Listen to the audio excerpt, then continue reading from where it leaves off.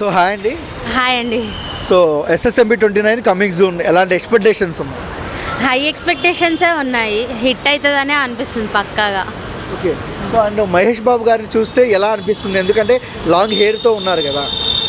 కొత్త లుక్ చాలా బాగుంది, మహేష్ బాబు చాలా బాగున్నాడు దాంట్లో. సో రాజమౌళి గారు ఎవరితో తీసినా బ్లాక్ బస్టరే హిట్ అవుతుంది. సరే ఎలా ఉండబోతుంది సినిమా? ఇది కూడా పక్కా బ్లాక్ బస్టరే అవుతుంది. ఓకే. సో అంటే ఎంత కలెక్షన్ రావచ్చండి మ్యాక్సిమం? ఒక నెంబర్ చెప్పగలరా దగ్గర? ఆల్రెడీ టాక్ నడుస్తున్నట్టు 10,000 crores ఎక్స్పెక్టేషన్ వస్తుంది అని అనిపిస్తుంది. సో మహేష్ బాబు గారు పాన్ ఇండియా లెవెల్లో SSMB 29 రిలీజ్ అవుతుంది కదా. సో ఎలాంటి రికార్డులు షేక్ చేస్తారు దగ్గర? ప్రీవియస్గా రాజమౌళి మూవీస్ అన్నీ ఎంత రికార్డ్స్ ఉన్నాయో దానికంటే ఎక్కువే వస్తుందని ఎక్స్పెక్ట్ చేస్తున్నా. Mahesh Babu pan India movie అంటే ఆటోమేటిక్గా రికార్డ్స్ బ్రేక్ అవుతాయి. సో మహేష్ బాబు గారు చాలా అందంగా ఉంటారు. సో బాలీవుడ్ హీరోలకు నిద్ర పడుతుందా ఇక ఆయన క్రేజ్కి?